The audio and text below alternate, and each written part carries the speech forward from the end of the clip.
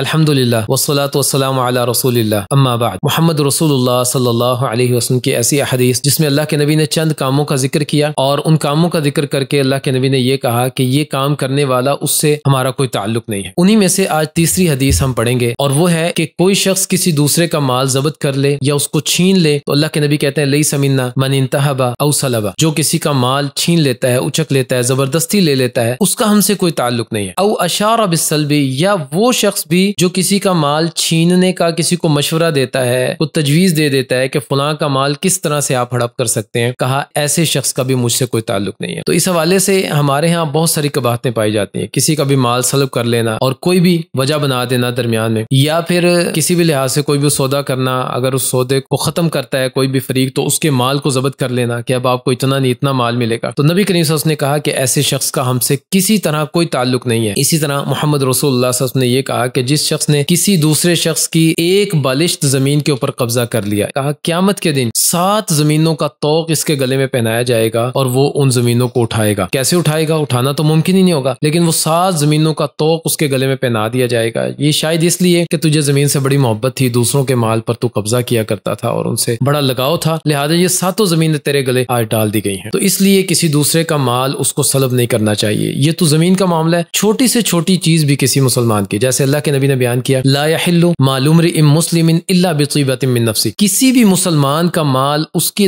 دل کی رضا کے بغیر جائز نہیں ہے۔ یعنی اگر کوئی شخص دل کی رضامندی سے تمہیں کوئی چیز دیتا ہے تو اس کو حاصل کر لو، اس کو لے لو، لیکن اگر کوئی شخص تنگ ہو کر مجبور ہو کر تمہیں کوئی چیز دے رہا ہے کہ تم اس کو تنگ کر رہے ہو، اس کو مجبور کر دیا تم نے، اور اگر وہ تمہارے کہنے پر تمہاری مجبوری پر دے رہا ہے، اس کے دل کی رضامندی نہیں ہے، تو تمہارے لیے اس مال کو لینا جائز نہیں ہے۔ ایک اور حدیث اس حوالے سے نبی کریم صلی اللہ علیہ وسلم کی محمد رسول اللہ صلی اللہ علیہ وسلم بیان کرتے ہیں لا یأخذن احدکم متاع احد، کوئی بھی شخص کسی دوسرے کا مال حاصل نہ کرے، سنجیدگی میں بھی اور مذاق میں بھی، دونوں طریقوں سے کسی دوسرے کا مال لینا جائز نہیں ہے۔ اور اسی حدیث میں اللہ کے نبی نے آگے کہا کہ اگر کوئی شخص کسی کی لاٹھی بھی لے لیتا ہے نا تو وہ اس کو واپس کر دے۔ اس میں ہمیں یہ سیکھنے کو ملتا ہے کہ کچھ لوگ کسی دوسرے شخص کا مال چھپا لیتے ہیں، کسی کا موبائل مل گیا تو چھپا لیا، بھئی اب یہ چیز کھلاؤ گے تو موبائل واپس ملے گا۔ اللہ کے نبی نے اس میں منع کر دیا کہ بھئی سنجیدگی میں بھی اور مذاق میں بھی کسی دوسرے کا مال اس کو کوئی بھی شخص لے نہیں سکتا، وہ اس کے لیے جائز نہیں ہے۔ ہاں اگر کوئی کسی کی لاٹھی بھی لے لیتا ہے، کہا اس کو واپس کرے اور اس کو دے دے۔ آپ نے جو اس کی چیز کی حفاظت کی ہے، اس کو موقع پر اٹھا لیا، کسی اور کے ہاتھ نہیں لگنے دیا، یہ آپ کی نیکی ہے اور اس کا اجر اللہ تعالیٰ کے ہاں آپ کو ضرور ملے گا۔ اور اس میں